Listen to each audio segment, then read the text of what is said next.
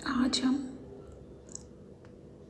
Cytology में mitosis को कैसे लैब में स्टडी करते हैं ये जानेंगे।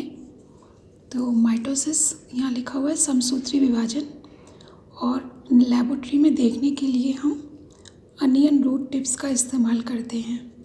तो हमें क्या बहुत ज़्यादा सामान इसमें नहीं चाहिए होता, बहुत छोटी सी रिक्वायरमेंट्स हैं।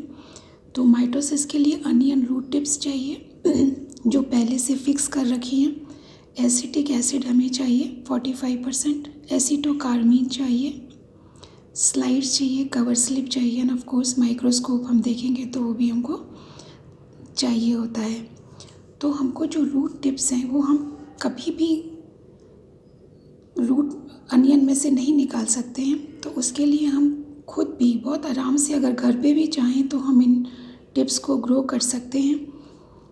हमको अनियंस लेनी होती हैं, और यहाँ पे मैंने एक वाइड माउथ चौड़ी मुँह की बॉटल है जिसमें कि जो बल्ब है एक अनियन का वो ठीक से फिक्स हो जाए। इसको हम पानी से भर देते हैं और इसका रूट से अगेंस्ट जो पोर्शन है उसको हम पानी में भिगो देते हैं। कुछ दिन अगर हम इसको ऐसे ही जहाँ पर इसको ठीक से एयर और लाइट मिलती रही रखें तो ये जो रूट्स हैं ये वहाँ से ग्रो करने लगती हैं। इधर से तो लीफ निकलती है, इधर से नीचे से रूट्स निकलती हैं। तो यहाँ से हमको रूट निकलती हुई दिखाई देती हैं। और अगर हम और ये काफ़ी बड़ी हो जाती हैं, पूरी जो बॉटल है वो आप देखेंगे कुछ समय के बाद इन रूट से भर जाती है। एक रूट को अगर आप निकाल के ध्यान से देखेंगे तो आप देखेंगे जो टिप है, जैसे अगर हम थोड़ी बड़ी रूट बनाएं तो जो टिप है जहाँ पे रूट कैप होती है वो जो पोर्शन है रूट का वो हमें क्रीमिश जैसे भरा हुआ हो क्रीम कलर से। ये तो हमको लगेगा कि पूरा खाली सा है, हॉलो है, लेकिन जो टिप वाला पोर्शन है ये थिक नज़र आता है और क्रीम कलर का होता है। तो जब ये हमको लगता है कि रूट्स काफ़ी ग्रो कर गई हैं और हम टिप्स को अब कलेक्ट कर सकते हैं, तो हम क्या करते हैं, इन टिप्स को कलेक्ट करते हैं। और कलेक्ट जनरली हम सुबह 9 से 12 बजे के बीच में करते हैं।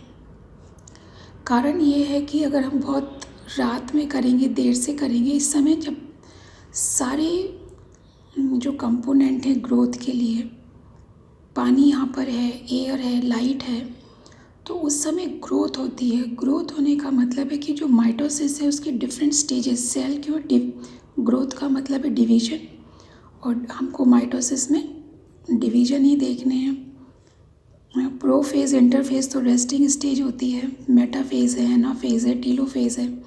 अगर हमें ये सारी स्टेजेस देखनी है तो हमें उस समय पर इसे कलेक्ट करना होता है जिस समय सेल रैपिडली डिवाइड हो रही होती है। तो इसलिए जनरली 9 से 12 के बीच में इन रूट में से इन टिप्स को यहाँ से ऐसे काट लेते हैं। काट करके हम इसको इसके सॉल्यूशन में रख देते हैं। तो एक तरह से हम कहते हैं हमने रूट टिप्स को फिक्स कर लिया, क्योंकि हमने इस समय पर लिए तो ये फिक्स कर लिया कहलाती है। अब हमको माइटोसिस की एक्सरसाइज करनी है तो इन रूट टिप से ही हमको करनी है।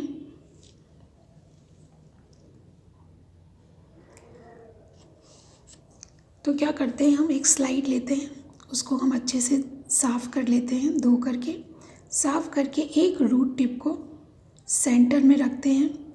सेंटर में रखने के बाद यहाँ पर जो ये एसिटिक एसिड है 45%, उसके एक ड्रॉप इस पर डालते हैं।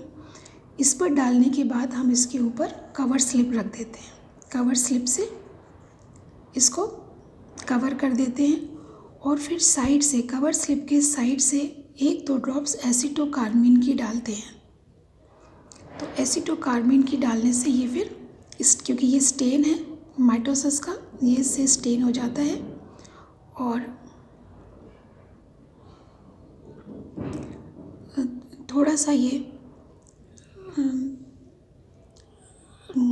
सॉफ्ट भी हो जाती है जो रूट टिप है।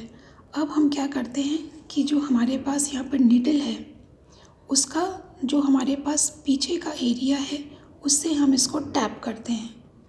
तो टैप करने से क्या होता है कि जो रूट टिप हमने यहाँ पे ली थी वो पूरी की पूरी स्लाइड पर फैल जाती है।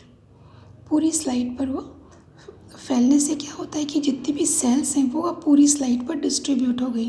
क्योंकि हम टोटल रूट टिप को एक संग देखेंगे तो वो तो एकदम सारी सेल्स एक साथ होंगी, हमें कुछ नज़र नहीं आएगा।